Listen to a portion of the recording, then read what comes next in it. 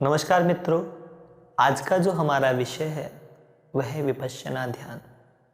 बहुत सारे हमारे स्टूडेंट, हमारे मित्र और हमारे साधकगण बार बार पूछ रहे थे कि विपश्यना के विषय पर चर्चा की जाए, विपश्यना के बारे में बताया जाए। कुछ लोगों ने विपश्यना की भी है लेकिन उनको समझ नहीं आई।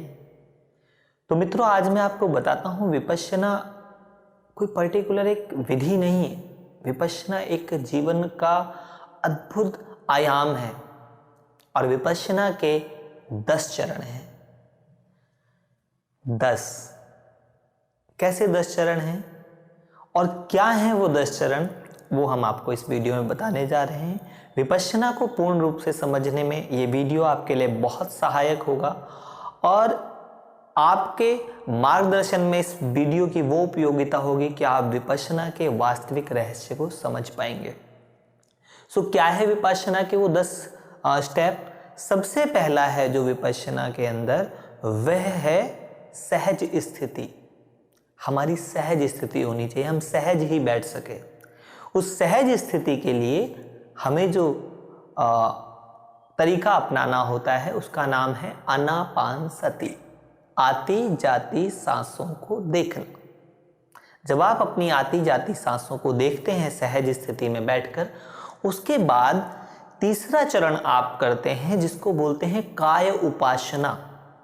काय उपासना, अपनी आंखों को बंद करके शरीर के एक एक अंग के भीतर गुजरना, देखना कि आपके शरीर के भीतर क्या हो रहा है, कौन सी स्पंदन है, कैसी वाइब्रेशन है, क्या घट क्या रहा है आपके शरीर के भीतर, क्या हो रहा है आपके शरीर के भीतर। तो अपने शरीर के एक एक अंग के भीतर जाना काय उपासना कहलाता है। अब काय उपासना के बाद जो चौथा चरण आता है उसको कहते हैं वेदना उपासना। वेदना अर्थात अपने अंदर की भावनाओं और संवेदनाओं को देख पाना।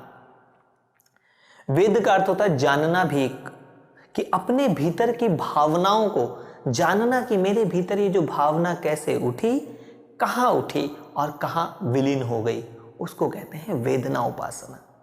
अब आपने सहज स्थिति कर ली, आनापानसति कर लिया, काय उपासना कर लिया, वेदना उपासना कर लिया। अब आप करते हैं विपश्यना, कि वो कौन है जो देख सकता है शरीर को, जो श्वासों को देख सकता है। अब आप उस देखने वाले को देखने का प्रयास करते हैं, उस देखने वाले को देखने की साधना करते हैं मित्रों, उसको कहते हैं विपश्यना। फिर क्या होता है विपश्यना से? जब आप ये देख पाते हैं उस देखने वाले को, तब आपको होता है आत्मज्ञान। हाँ, जब आप उस देखने वाले को देख लेते हैं, उस क्षण आपको होता है आत्मज्ञान। आप जान जाते हैं कि आप ये शरीर नहीं है, आप ये मन नहीं है, आप ये भावनाएं नहीं है, आप दृश्य भी नहीं है।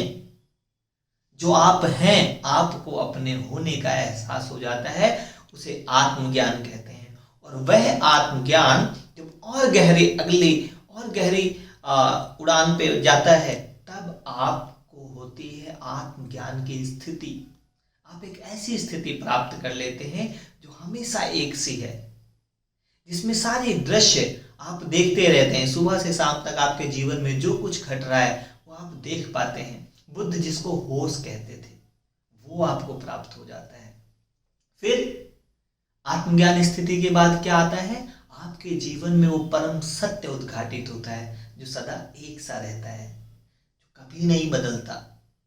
तो आत्मज्ञान स्थिति से प्राप्त हुआ सत्य, और क्योंकि सत्य जो आपने अनुभव किया है वो बताया नहीं जा सकता, तो सत्य की प्रत्यक्षता को आप प्रेम से व्यक्त करते हैं। और वही प्रेम आपके व्यवहार में, आपके शब्दों में, आपके चरित्र में, आपकी दृष्टि से करुणा बनकर बहती है। तो मित्रों, ये हैं विपश्यना के 10 चरण। पहला सहज स्थिति, दूसरा आनापानसति, तीसरा काय उपासना, चौथा वेदना उपासना, पांचवा विपश्यना, छठा आत्मज्ञान, सातवां आत्मज्ञान स्थिति, आठवां सत्य, नौवां प्रेम और 10वां करुणा।